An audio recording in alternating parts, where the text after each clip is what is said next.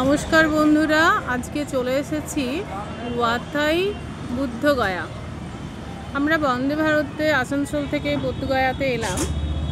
গয়াতে এসেছি, বোধগয়া আসতে 13 কিলোমিটার লাগে। ওখান থেকে আমরা একটা অটো রিজার্ভ করলাম।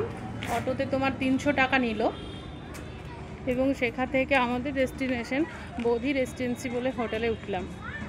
ফ্রেশ ট্রেশ হয়ে আমরা ওখান থেকে একটা টোটো করলাম।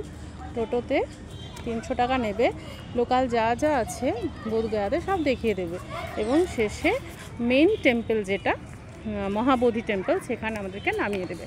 তো প্রথম আমাদের এই টেম্পলটা দিয়েই শুরু হয়েছে। চলো এটা তোমাদের সাথে একটু শেয়ার করি, দেখো, দেখতে থাকো। এখন কাজ হচ্ছে, বাইরেটা পুরো দেখো ঢাকা দেওয়া আছে।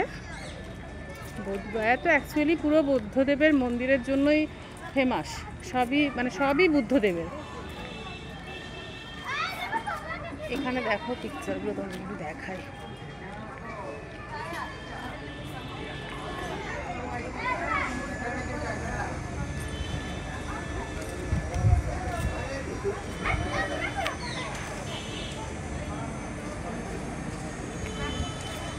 এই দেখো, এটা হচ্ছে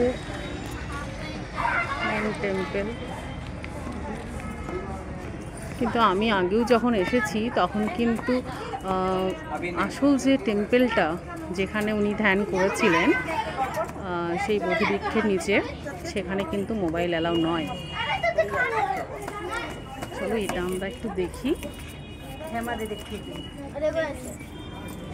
এই দেখো, এটা টেম্পল, খুবই সুন্দর লাগছে দেখতে। এই দেখো, একটু অন্যরকম পুরো।